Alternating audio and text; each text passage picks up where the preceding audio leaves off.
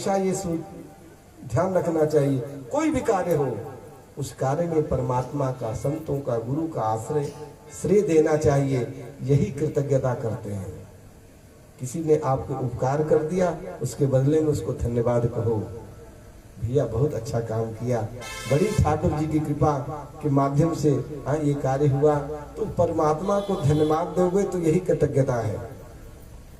और ये बने रहो कि भैया हम तो जो कुछ भी कर रहे हैं हम ही कर रहे हैं, तो कह रहे कि इससे बड़ा आत्मख्याति नहीं है जो परमात्मा के प्रति कृतज्ञता नहीं, कृतज्ञ है। आज विदुर जी ऐसे संत का अपमान करके जो सभा से निकाल दिए थे धृतराष्ट्र, वह संत जो है धृतराष्ट्र को बोले कि रात रात भर में निकल जाना है, और ऐसा बैराग उत्पन्न किए कि गांधारी धृतराष्ट्र रात्रि में ही विदुर के साथ प्रस्थान कर गए।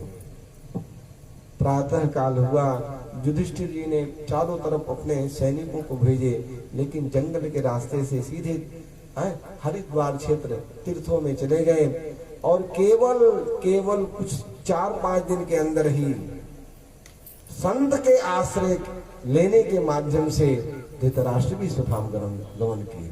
बोले वृंदावन बिहारी लाल की। और अर्जुन गए हैं कहा? द्वारिकापुरी।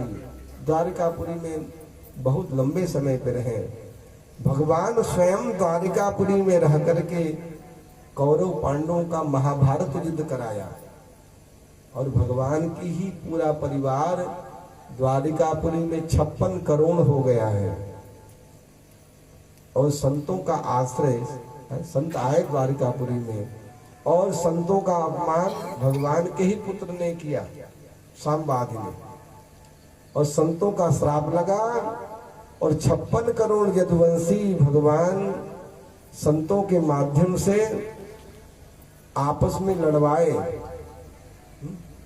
मूसल का जो है चूर कर दिए ना, और चूर करके समुद्र के किनारे पीरा नाम की घास बन गई थी, उसी को निकाल के शस्त्रों के साथ आपस में लड़े हैं। चतुः पंचावशेषता, केवल 4-5 बचे। भगवान स्वधाम गमन के लिए तैयारी कर रहे हैं। अर्जुन को बोले कि हमारे जितनी रानियां सब उनको ले जाओ वृंदावन, मैं प्रवास क्षेत्र जा रहा हूँ, और प्रवास क्षेत्र में जाकर के वहीं से स्वधाम गमन करूंगा। बलराम जी सीधे अपने धाम को गए हैं, वही अर्जुन, और वही अर्जुन का गांडीव बिना भगवान के कार्य नहीं किया। भिल्लों ने अर्जुन को लूट लिया,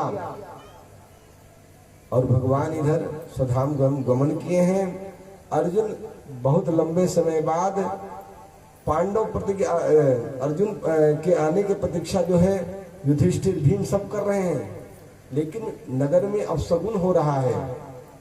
और जो ही अर्जुन आए, अर्जुन का चेहरा लटका हुआ है। पांडवों ने कहा कि अरे भाई युधिष्ठिर बार बार पूछे तेरा चेहरा क्यों लटका हुआ है? तूने अपने हाथों से कोई गलत काम तो नहीं कर दिया? बार बार पूछने के बाद अर्जुन ने कहा कि वंचितों हम महाराजा हरिणा बंध रूपिणी ये न महतो तेजा देव विस्मायनम महत् वंचितो हम महाराजा। अर्जुन ने कहा कि भैया मत पूछो, मेरे प्राण वल्लभ और रहे नहीं। ये बात दरवाजे की ओट में कुंती बुआ, भगवान की जो बुआ थी, सुन रही थी, और सुनते ही उसी समय प्राण विसर्जित कर दिया कि हमारे प्राण वल्लभ भगवान ना रहे तो मैं नहीं रहूंगी। और पांडवों ने विचार कर लिया कि जब भगवान ही स्वधाम चले गए तो हम लोग भी नहीं रहेंगे।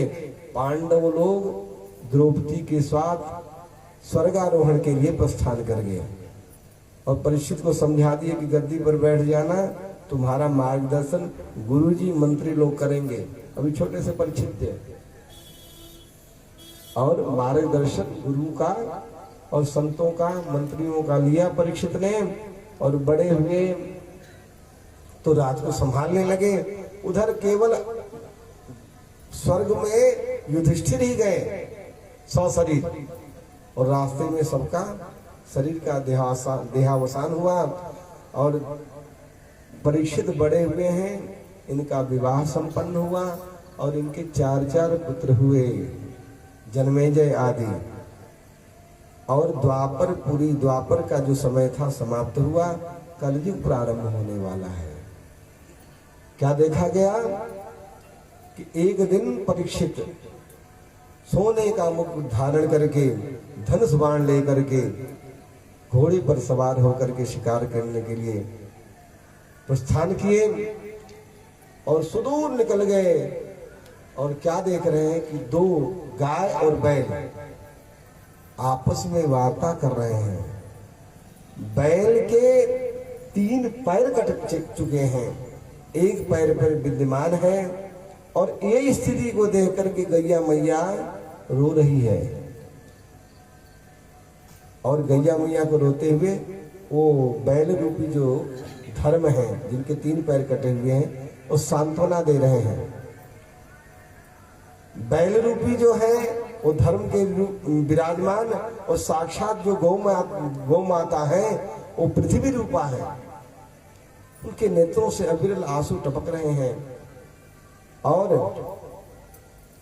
धर्मराज कह रहे हैं कि चिंता मत करो, हर जीव अपने कर्मों का ही भोग भोगता है।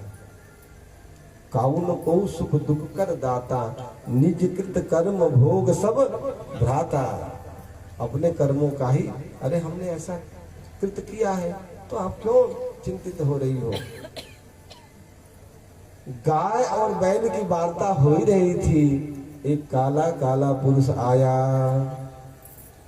हाथ में तलवार लिया हुआ, और एक पैर जो धर्म का बचा हुआ था उसको भी काटने के लिए उद्यत हुआ। धर्म के 4 पैर कौन से हैं? बोले कि सत्य, दया, दान और शौचाचार। कलयुग में ये 3 जो है कट चुके हैं, केवल एक ही पैर बचा है, जिसको बोलते हैं सत्य। धर्म न दूसर सत्य समाना, आगम निगम पुराण बखाना। एक ही पैर बचा हुआ सत्य। उस पैर को भी कली रूप जो काला काला पुरुष वहां आया और उसको भी काटना चाहा। ये दृश्य देख रहे थे परीक्षित, दौड़ कर गए और अपनी तलवार निकाल दी। अरे दुष्ट, मेरे राज में आने के साहस कैसे हुआ? हो कौन? कली तुरंत ही चरणों में प्रणाम मिट गया, त्राहिमाम करते हुए। और परीक्षित को अपने दादाजी के द्वारा संस्कार मिला हुआ है कि जो शरण में आ जाए उसको छोड़ देना। और पूछने लगे कि भाई तू कौन है? अपना परिचय दिया। बोले कि मेरे राज में तुम आने का साहस क्यों? बोले कि प्रभु क्या करें, अब मेरा राज में आपका आ गए, आप शरणागत वत्सल हो, शरण दो। तो परीक्षित ने उस कली को 4 स्थान दे दिया। ध्यान रखना, कली को 4 स्थान कहाँ मिला? द्यूतम पानम स्त्रियः सूना, यत्र धर्म चतुर्विधा। जहां जुआ खेला जाता है वहां कली का वास हो। जहां मदिरा पान हो रहा हो जिस घर में, वहां निश्चित रूप से कली आकर के बैठ जाता है। द्यूतम पानम स्त्रियः, जहां पे वेश्या। फिर सूना, बोले हिंसा। हिंसा मतलब जो जीव अपने जिह्वा के स्वाद के लिए जीव को मार करके भोजन करता है, पक्का जो है कली का भतीजा है, कली का परिवार वाला है। इन 4 से सावधान। जहां ये 4 कार्य हो रहे हैं, चाहे बहुत उच्च कुल का परिवार हो, वो परिवार जो है कभी कोई धर्म का कार्य करेगा तो धर्म का जो फल है ना पूर्ण मिलता नहीं है, ध्यान रखना। कोई भी धार्मिक कार्य करे तो उसका फल उतना नहीं मिलता जितना मिलना चाहिए। और ये चार चीज से जो बचेगा उसके पास धर्म पूर्ण रूप से विराजमान होगा। कली को 4 स्थान मिला ना, द्यूतम पानम स्त्रियः सोना यत्र अधर्म चतुर्भुज।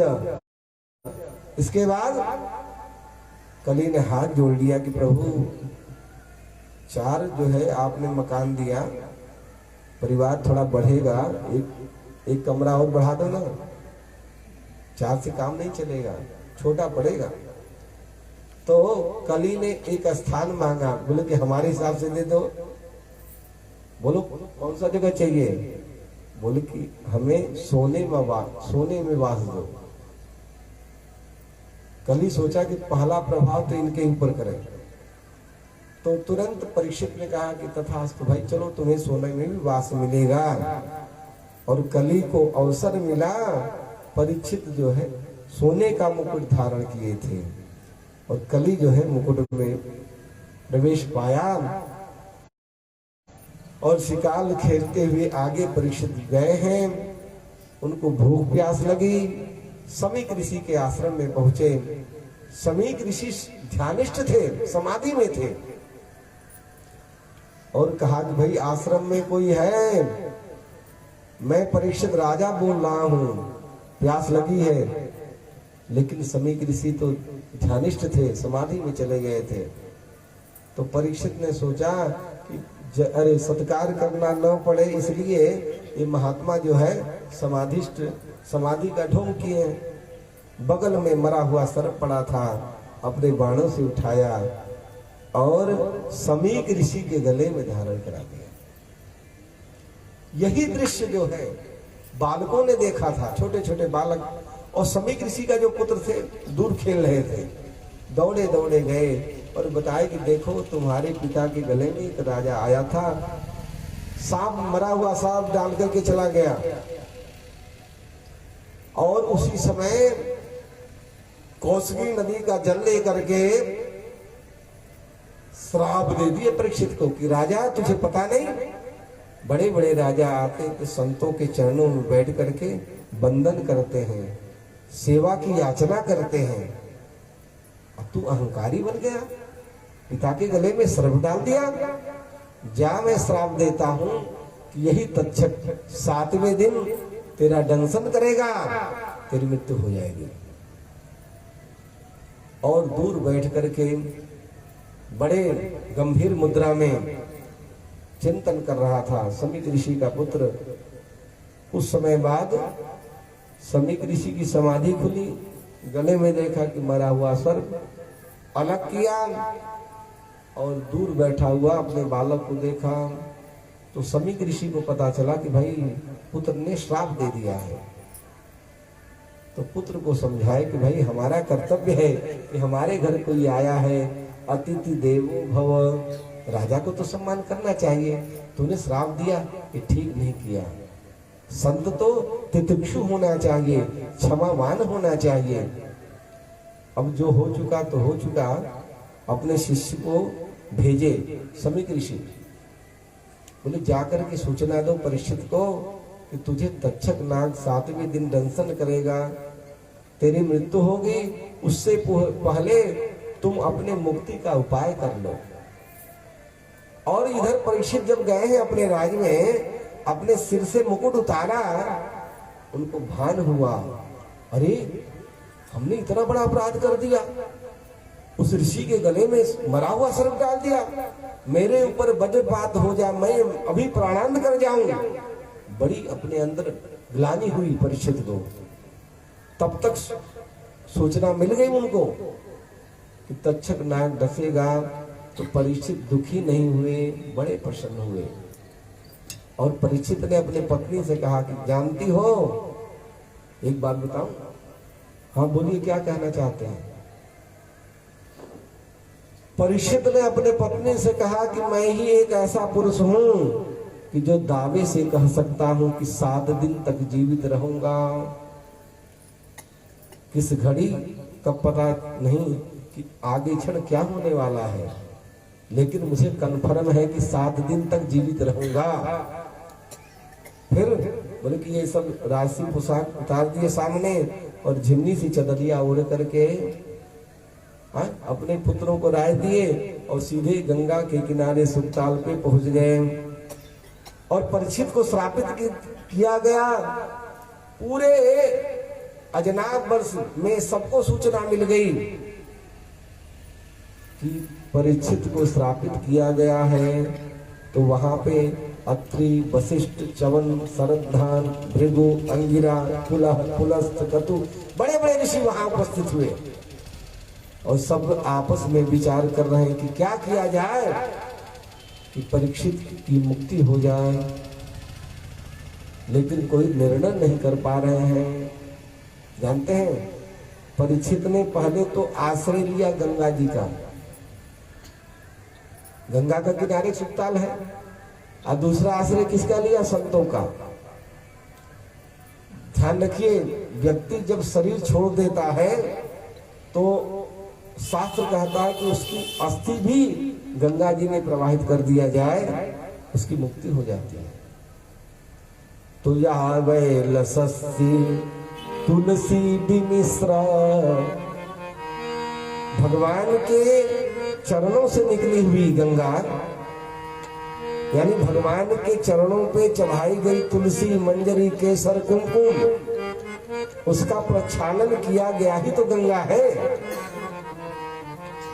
इसलिए गंगा का नाम विष्णुपदी रखी गई। विष्णुपदी है। और गंगा मैया की विशेषता क्या है? इस जल को घर में ले आओ, सालों सालों रखो, लेकिन इसके अंदर कीड़े नहीं पड़ते, शुद्ध बना रहता है। और गंगा की क्या महिमा? गंगे गंगे तुयो ब्रूयात् योजनानां सतैरपि मुञ्चते सर्व पापेभ्यो विष्णुलोक सजच्छति।